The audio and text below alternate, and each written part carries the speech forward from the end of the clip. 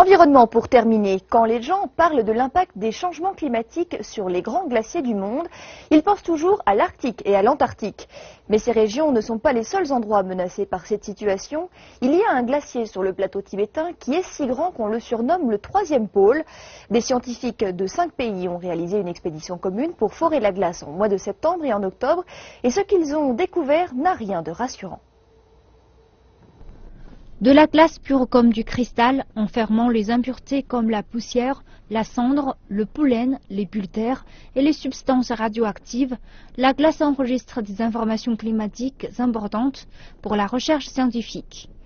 Une équipe de glaciologues est venue du glacier Kulia dans le plateau tibétain avec une mission bien précise.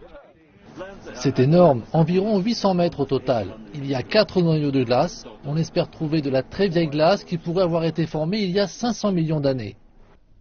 Le plateau tibétain a été très touché par les changements climatiques. 82% des glaciers du plateau ont reculé depuis les 50 dernières années. Environ 10% du permafrost de la région s'est dégradé lors des 10 dernières années.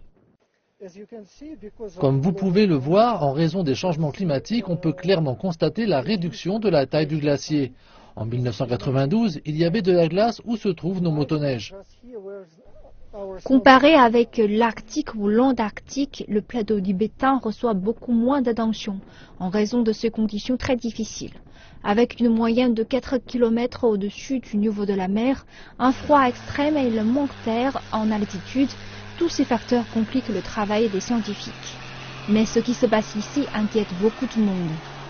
Contrairement à la glace du pôle Nord et au pôle Sud, le destin de cette glace affecte beaucoup de monde.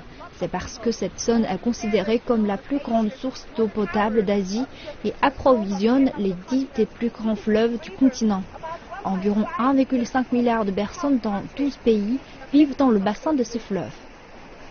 Le camp de base est situé à une altitude de 5700 mètres au-dessus du niveau de la mer. Le voyage est dur, mais les membres de l'équipe sont déterminés à accomplir la tâche et à trouver plus de preuves des changements climatiques dans cette zone.